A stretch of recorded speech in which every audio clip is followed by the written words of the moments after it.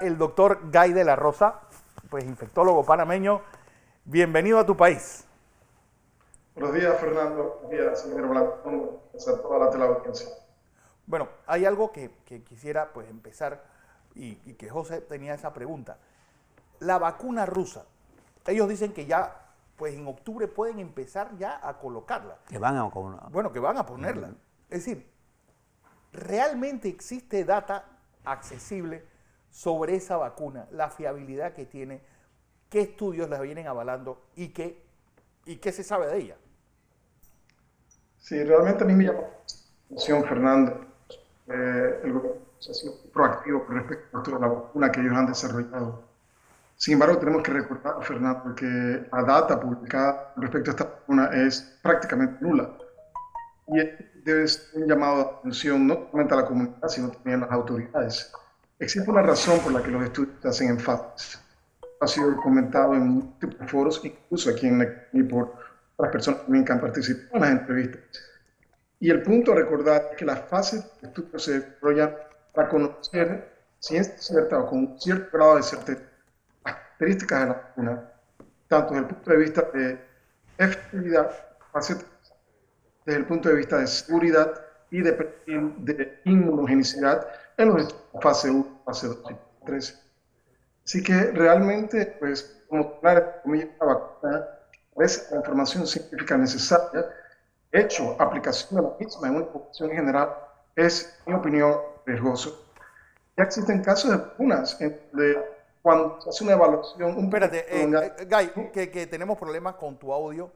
Vamos entonces a ir pues arreglándolo. Pero lo importante es lo que tú has dicho. El conocimiento que se tiene de esta vacuna es muy poco. Nula. Es decir, y estamos hablando del centro científico dentro de los Estados Unidos. ¿Qué se sabe de esta vacuna rusa? ¿Cuál es la forma, cómo él va a activarse? Pues por lo menos de las demás vacunas se tiene ya cuáles van a ser su forma de actuar, cuál es su efectividad y cuál es su concepto teórico. Tenemos algunas ideas de cuál es la base de la vacuna. Lo que no tenemos es lo que está señalando el doctor de la Rosa. Cada fase de estas vacunas tiene un ensayo que produce unos resultados con respecto a las premisas de la que debe tener una vacuna: seguridad, efectividad y la inmunicidad que habla el doctor de la Rosa, palabra que hemos aprendido de él. Y eso es lo que nosotros no tenemos la data necesaria para hacer el análisis. Y creo que no es que nadie puede estar en contra de una vacuna, ojalá. Pero mi pregunta al doctor de la Rosa, si nos está escuchando, era: si los Estados Unidos quisiera hacer una vacuna, al decir que tiene una vacuna, ya tenemos tanto de Inglaterra, Francia, Alemania, pero esas vacunas tienen que pasar por todo un protocolo. Moderna, Pfizer. Sí, que han avanzado y son prometedoras, pero hay que tener cautela y una duda científica razonada. Es lo que está expresando el doctor de la Rosa sobre todo este tema. Así es. Voy a información comercial. Pues mientras pues, se arregla el audio con el doctor de la Rosa, así que información comercial. Y regresamos, porque hay varios temas que tenemos que hablar con el doctor de la Rosa. Uno, pues nuevo método de clústeres que están haciendo en el estado de Massachusetts. ¿De qué va? Después del cambio.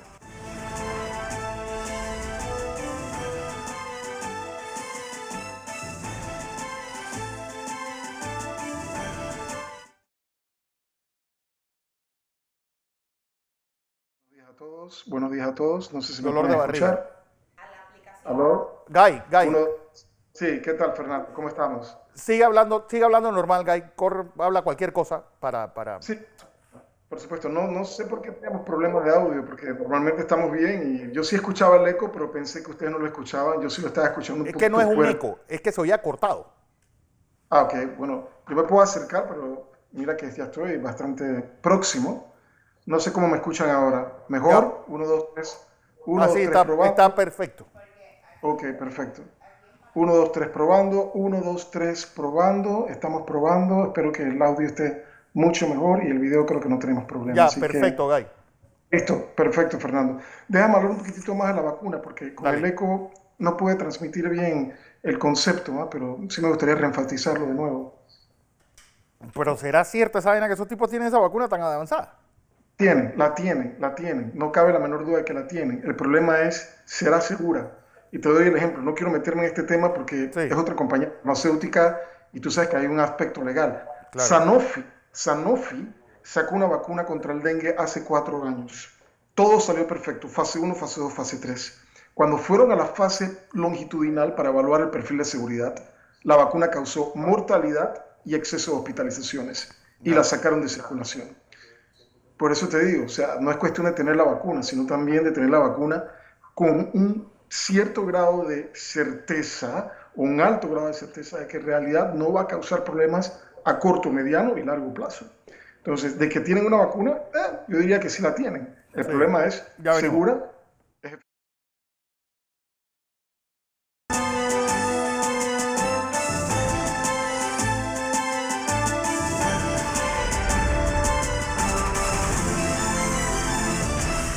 Ahora sí, doctor Gay de la Rosa, vacuna rusa, ¿qué tiene y qué protocolos son realmente los necesarios para que esa vacuna se utilice de forma masiva Y segura. y segura?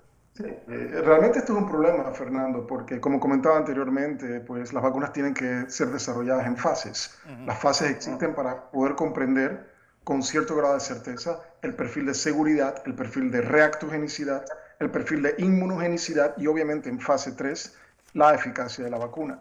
Yo pienso que ellos deben tener una vacuna, no creo que vayan a salir a la luz pública y mencionar que tienen una vacuna, pero lo que me preocupa es vacunación amplia, masiva, cuando en realidad no tenemos datos de fase 3. Y el ejemplo es claro, hoy tenemos vacunas que están siendo evaluadas en fase 3 actualmente, sin embargo, no ha ocurrido una vacunación a nivel mundial. Lo que se está realizando son los estudios para determinar si en realidad la vacuna tiene la eficacia que todos queremos, la eficacia que todos esperamos y ese perfil de seguridad que le confiera a la vacuna ese riesgo-beneficio a favor.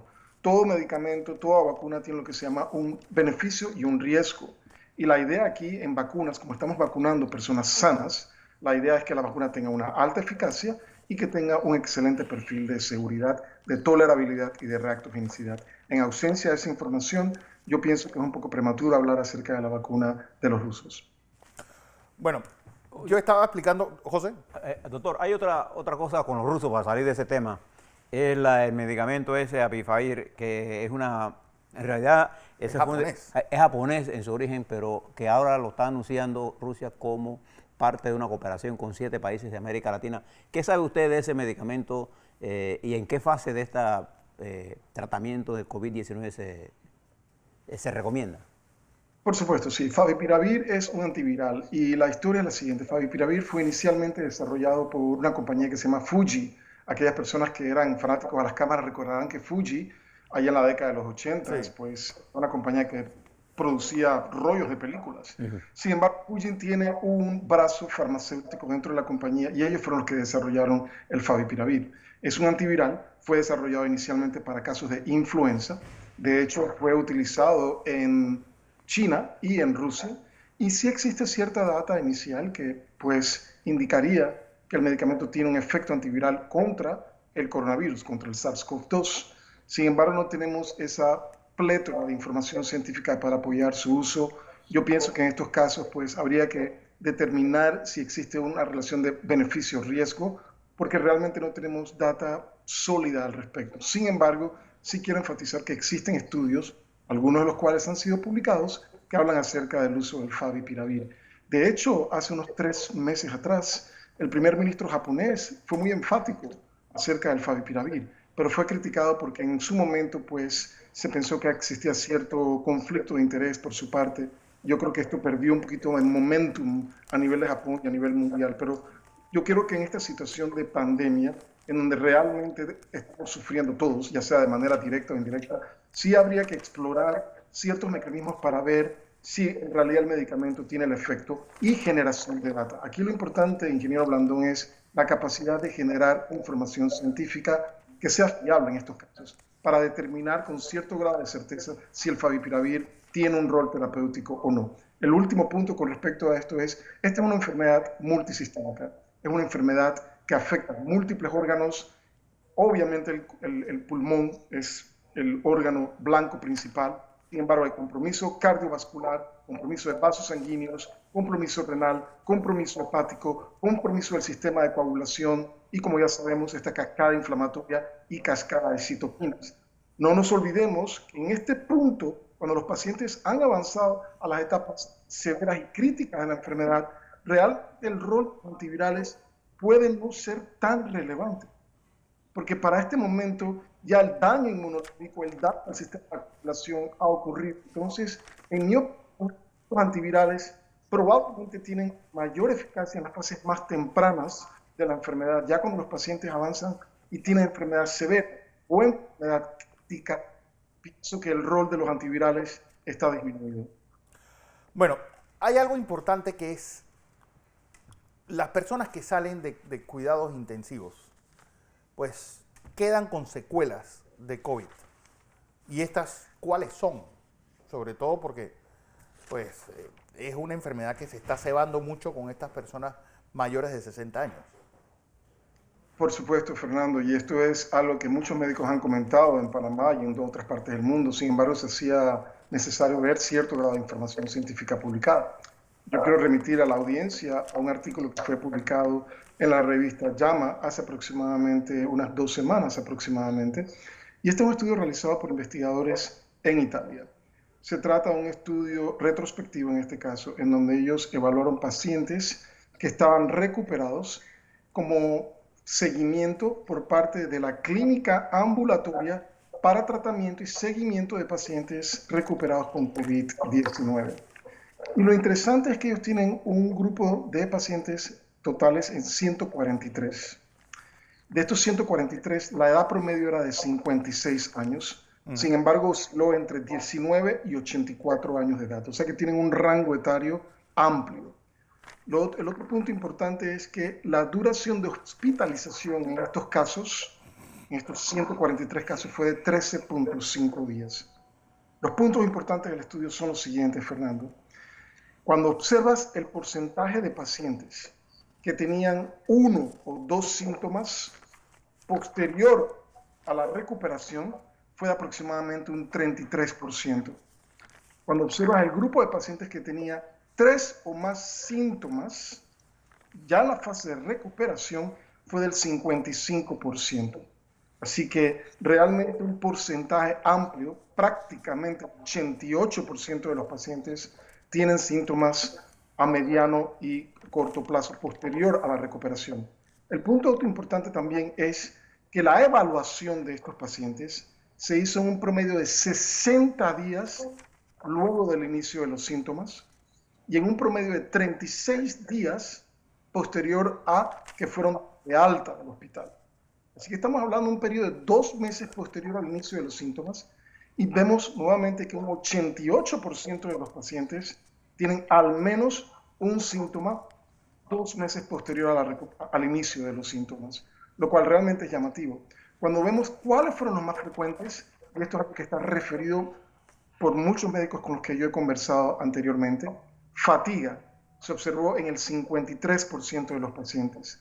Dificultad respiratoria se observó en el 43% de los pacientes.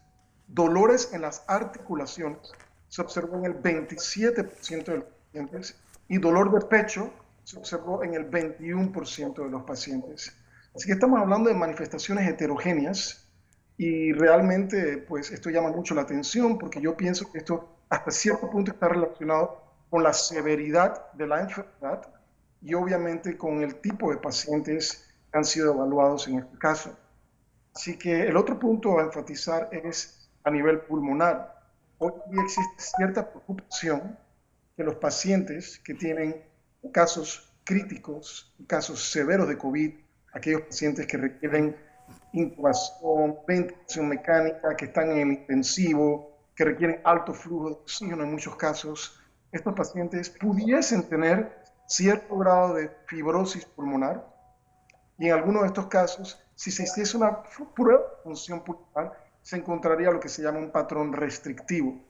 Realmente existe una publicación reciente en la revista Lancet, insto a la teleaudiencia que accese este estudio, en donde investigadores de la Universidad de Seattle en Washington, en el estado de Washington, postulan que existe la posibilidad de que estos efectos a nivel pulmonar, de cierto grado de dificultad respiratoria, cansancio, ejercicio moderado, pueda darse por 6 y hasta 12 meses posterior a la infección, nuevamente en casos severos. Y ellos instan a la comunidad científica a que se hagan estudios al respecto, para de esta manera poder dilucidar cuáles son los efectos a largo plazo a nivel pulmonar y cuál es el periodo de resolución de los mismos. Y el punto final es, si han visto estudios con resonancia magnética cardiovascular, que existen pacientes recuperados, inflamación no solamente del músculo cardíaco, sino también de aquella membrana que rodea el pericardio, que básicamente indica potencial compromiso cardíaco a mediano, a corto plazo, incluso a largo plazo. Ya que terminarlo bastante.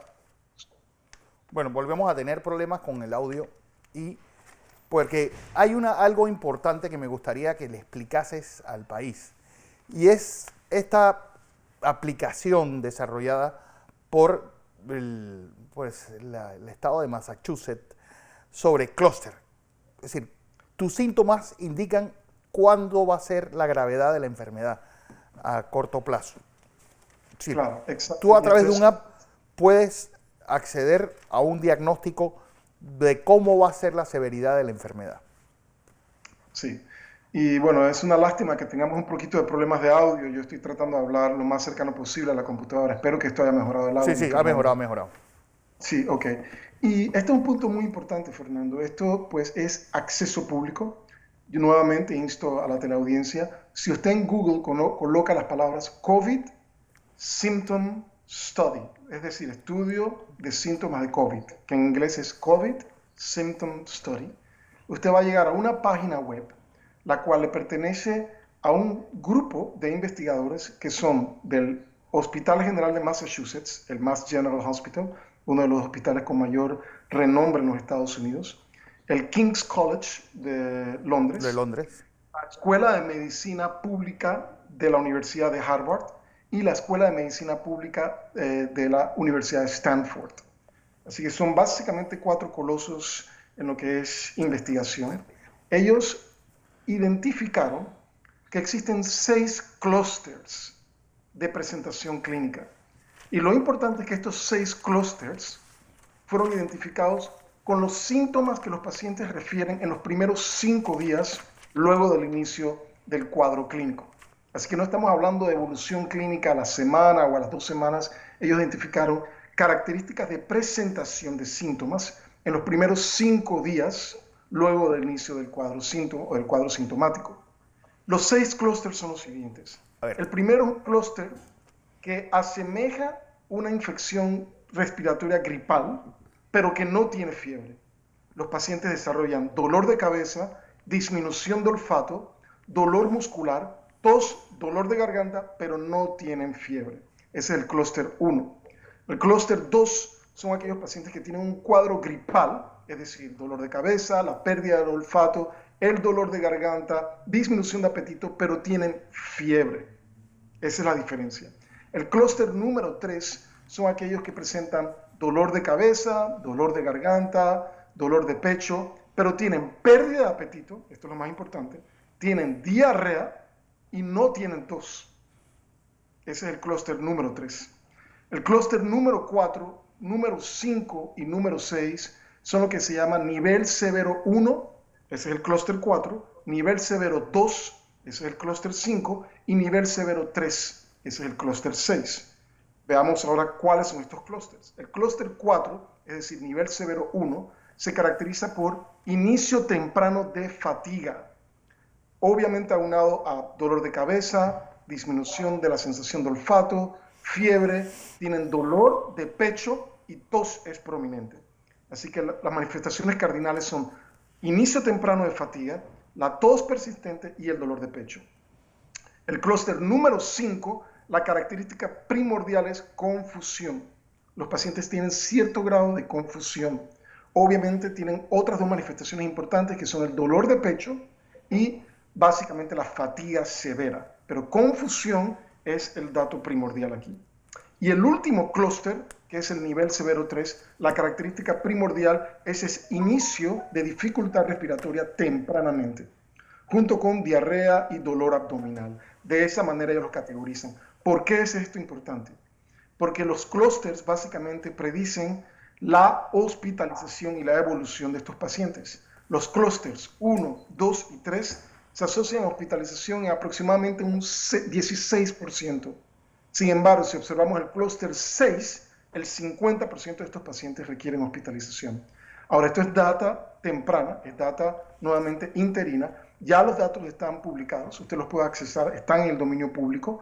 Si usted va al website, usted ve la sección de los clusters, usted puede ver la página que se dedica a los clusters y si hace un clic puede accesar la publicación directamente.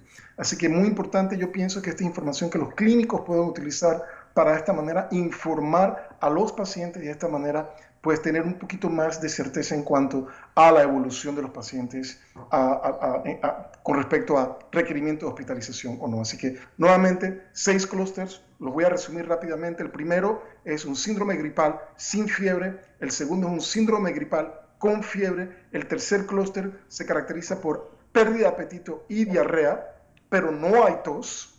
El clúster número 4, característica es inicio temprano de fatiga junto con tos y dolor de pecho. El clúster 5 es confusión como parte del cuadro clínico, como también lo que es la fatiga severa. Y el clúster número 6 es ese inicio temprano de dificultad respiratoria. Y nuevamente, esta es data obtenida por estos investigadores durante los primeros 5 días luego del inicio del cuadro clínico.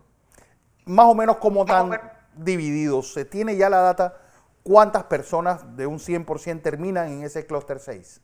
¿O estos que requieren hospitalización? Por supuesto, esto no ha sido publicado hasta el momento, pero recordemos que ya la data ya la tenemos. Ya sabemos que aproximadamente un 80% de los pacientes, y esto es data que pues, fue generada por los chinos allá en el mes de marzo, abril, 80% de los pacientes van a tener una evolución pues, leve a moderada y no van a requerir hospitalización. Es ese 15 a 20% de sujetos que evolucionan y terminan en el hospital. Pero recordemos que esta evolución típicamente de acceso al hospital, de requerimiento de oxígeno suplementario y en algunos casos intubación y ventilación mecánica, no es un proceso inmediato.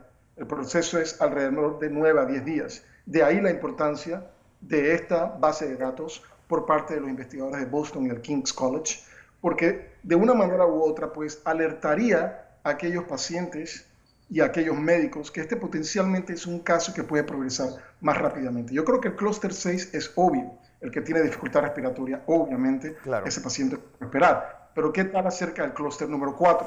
Fatiga severa, significativa, que ocurre tempranamente, y el clúster número 5, ese pequeño grado de confusión. Yo pienso que eso es importante porque identificaría a estos pacientes que realmente habría que dar un seguimiento mucho más preciso, mucho más cercano, y esto incrementaría la posibilidad de que el médico pues bajarse ese umbral para admisión al hospital y seguimiento y tratamiento en estos casos. Así que pienso que el clúster 6 realmente no es el clúster importante. En mi opinión se trata básicamente del clúster 4 y del clúster 5, que no tienen dificultad respiratoria. Sin embargo, muchos de estos pacientes terminan en el hospital. Don José con nosotros. Gay. Doctor, muy interesante lo que está planteando. Algunas interrogantes me quedan. En cada uno de esos 6 clústeres que usted ha mencionado, ¿existe una guía que han sacado para cuál debe ser el tratamiento en cada uno de esos casos? No, ingeniero, es una excelente pregunta. No se ha estipulado un plan de tratamiento, un esquema de tratamiento, pautas de tratamiento para estos clústeres. Así que realmente en este punto están en la fase de identificación de los casos y en estos casos tratar de establecer el riesgo que existe con respecto a progresión, pero no se ha establecido qué tratamientos serían los adecuados para aquellos pacientes que están en clúster 1 al 6. Yo pienso que esta data pues, no ha sido generada y será un tanto difícil de generar, ingeniero, porque en este momento pues, existe una gran controversia con respecto al tratamiento, particularmente el tratamiento ambulatorio de estos pacientes, y pienso que esto dificultaría en cierto grado la generación de información con respecto a cómo tratar a estos pacientes de acuerdo a los clústeres. Nuevamente, yo pienso que la importancia de estos clústeres, y enfatizo, esto es información preliminar, obviamente esto tiene todo el potencial de evolucionar. Pienso que las instituciones que están detrás de estos análisis son instituciones extremadamente robustas. nuevamente el Hospital General de Massachusetts, King's College, la Universidad de Stanford y la Escuela de Salud Pública de la Universidad de Harvard. Así que estamos hablando realmente de colosos. Yo pienso que esta información inicial, incipiente, tiene todo el potencial de evolucionar, y de ahí la importancia de que como clínicos, como población, pues le prestemos información o atención a estos clústeres y a ver cómo evoluciona esta información. Esto va a ser a nivel prospectivo. Esta data va a evolucionar a lo largo del tiempo. De hecho, en Estados Unidos usted puede bajar una aplicación, ¿okay?, como parte de este COVID Symptom Study, y esto le permite a la persona pues accesar cierto tipo de información y también dar cierto tipo de información. Claro. Así que es un proyecto de gran envergadura y no tiene la aplicación en Panamá actualmente. Creo que la aplicación es solamente para Estados Unidos, pero realmente es muy llamativo lo que han hecho. Doctor, ayer escuchaba al doctor Mendoza aquí en Panamá hablar sobre la complejidad del ataque de este virus. También escuchaba ayer al doctor Fauci en los Estados Unidos hablar sobre la nueva dinámica que ha tomado el virus en su forma de afectación, y escuchaba a la doctora Deborah Birx, otra de las grandes profesionales de la medicina en los Estados Unidos que están trabajando sobre eso, hablar sobre la necesidad de entender bien la dinámica del virus. Su opinión sobre la evolución de esta dinámica del virus con respecto a lo que ya sabemos de ayer, de lo que hemos sabido de estos meses a hoy. ¿Cómo está evolucionando el virus en su dinámica de ataque al ser humano? Sí, este es un punto muy importante. Yo pienso que la presencia de la mutación de la que hemos hablado anteriormente, la D614G, le ha conferido al virus la capacidad de incrementar su potencial de transmisibilidad. Este es un virus altamente transmisible, lo fue desde el principio, y es posible que en este momento estemos lidiando con un virus que es aún más transmisible que las cepas originales que fueron identificadas en Wuhan, China. El punto al que también quiero llegar es con respecto a su letalidad o a su agresividad, lo que llamamos en medicina patogenicidad. Yo pienso que existe la posibilidad, y he leído algunos reportes por parte de médicos europeos, en Italia en particular, donde ellos piensan que ellos están viendo un número incrementado de casos. Sin embargo, la severidad de las infecciones no es lo que ellos estaban observando al principio, allá en los principios del mes de marzo, abril. Y esto llama muchísimo la atención, porque quizás el virus ha mutado, quizás tiene una capacidad disminuida en cuanto a su patogenicidad. Sin embargo, esto no significa que debemos bajar la guardia y que en ningún momento debemos decir, bueno, ya el virus realmente no es tan agresivo, así que no debemos tener preocupación. Los casos severos y los casos críticos, las hospitalizaciones van a seguir ocurriendo en la medida en que no apliquemos nuestras medidas de mitigación. Sin embargo, existe la posibilidad de que el virus, pues esta mutación le haya conferido un incremento en su transmisibilidad, pero probablemente, quizás, y quiero enfatizar la palabra quizás, un menor grado de agresividad y de patogenicidad, por lo menos en Europa, quizás en Estados Unidos. Hemos visto que en Estados Unidos los sistemas de salud no se han colapsado. No se colapsaron de la manera en que se colapsó España, de la manera que se colapsó Italia. Sin embargo, sí vemos un incremento en el número de casos, particularmente en lo que es el sur de Estados Unidos, particularmente también en la costa occidental. Sin embargo, ese colapso, esa abrumación del sistema de salud no ha sido experimentada. Y parte de eso, obviamente, que el sistema se preparó.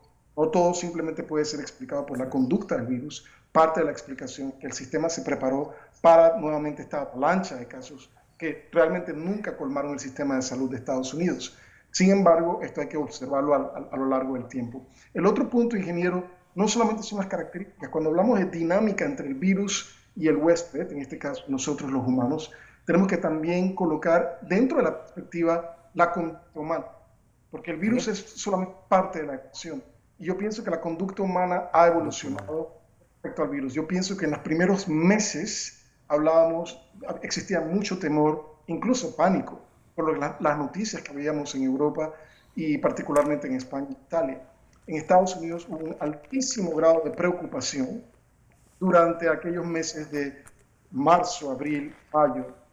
En el mes de junio y en el mes de julio, y obviamente esto está aunado a los cambios climáticos, tenemos los meses de verano en Estados Unidos, yo pienso que se ha perdido un tanto la preocupación por parte de la población. Y lo que vemos es un grueso de la población pues, que se reanuda sus actividades cotidianas hasta cierto punto. Y yo pienso que eso realmente está aunado al hecho de que seremos personas que rehúsan el uso de la mascarilla quirúrgica, que realmente no mantienen ese distanciamiento social.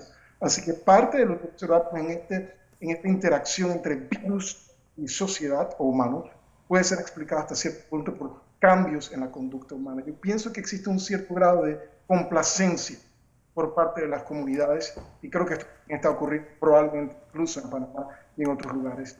Así que es preocupante por el momento que nos sentimos confortables, empezamos a disminuir nuestras actividades de mitigación, lo cual es realmente un error en estos casos.